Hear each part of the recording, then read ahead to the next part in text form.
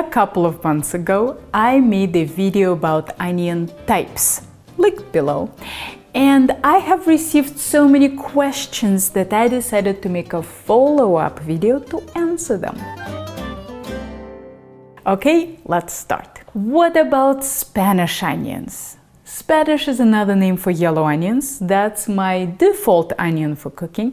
I talked about it a lot in the previous video. It is sweeter than any other onion, including sweet onions, but its sweetness is masked by the sulfuric acid. That's the stuff that makes you cry.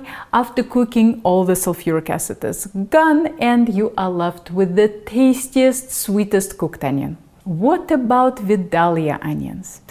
I don't normally do anything with Vidalia onions, but your questions inspired me to go get some and try them in different applications. First, let's get the name straight. Vidalia is a marketing term for a sweet onion. The town of Vidalia, Georgia was a sweet onion capital of the United States, so sweet onions are often referred to as Vidalia onions, but sweet onions are grown in other places too. To me, a Vidalia onion is an onion that really wants to be an apple. It barely tastes like an onion at all, but it is tasty. The reason that it's so popular with home cooks is because it doesn't make you cry nearly as much as yellow onions. In the restaurant kitchens, life is so tough that crying from onions is the least of your worries. I've never seen a chef choose their onions to save their prep cooks a few tears. This doesn't mean that you need to be this tough at home. Contact lenses and swimming goggles completely solve the problem of crying. I don't know why swimming goggles aren't a normal thing for people in the kitchen. If I didn't wear contacts, which I do, I would totally wear the goggles. But if you want to solve your crying problem by choosing a different onion, Vidalia onion is your friend. It wasn't as tasty as yellow onions in cooked dishes at all. But unless the onion was the star of the show, like in caramelized onions, you probably wouldn't notice. In raw dishes like salads, I can actually see some good uses for it. I've noticed that if you make a potato salad, kale salad, or any other salad in advance, sometimes red onions can get too pungent after sitting in the fridge overnight. So in those cases, a Vidalia onion would come in handy. It offers that refreshing crunch without too much pungency.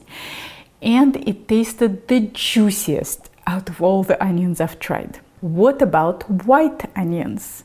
This was the most popular question from the last video. That's another onion I don't normally use, but I tried them so that I could answer your questions. They were not all that different from sweet onions like Vidalia. They had the same drawbacks in cooking, just not sweet enough. But I liked them in raw dishes. Not as pungent as red onions, but a bit more pungent than sweet onions. The white onion felt like the one that was okay at everything, but great at nothing. Yellow are the best for cooking. Red are the best for pickling. Red are also the best in raw dishes that need a little heat, like spice, like salsas and tacos. Vidalias are the best if you want juiciness and crunch and perfect mildness in a salad. The white onions are kind of not here or there, but they seemed like a good all-purpose onion.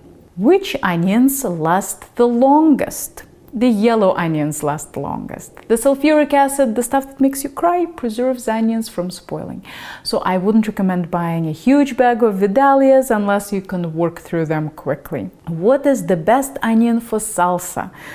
Personally, I prefer the spiciness of a red onion, but if you want it milder, go with white or Vidalia. What's the best onion for ground meat dishes like meatloaf, meatballs, pelmeni, etc.? To me, that's a cooking application even if you're adding the onions to the ground meat raw. And I would go with the yellow onion or the most pungent onion your eyes can tolerate.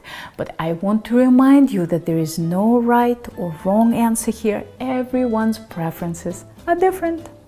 Thank you for all your wonderful questions. Here are more thought-provoking culinary videos for you to check out. And if you are ever in the Boston area, maybe I'll see you in one of my classes.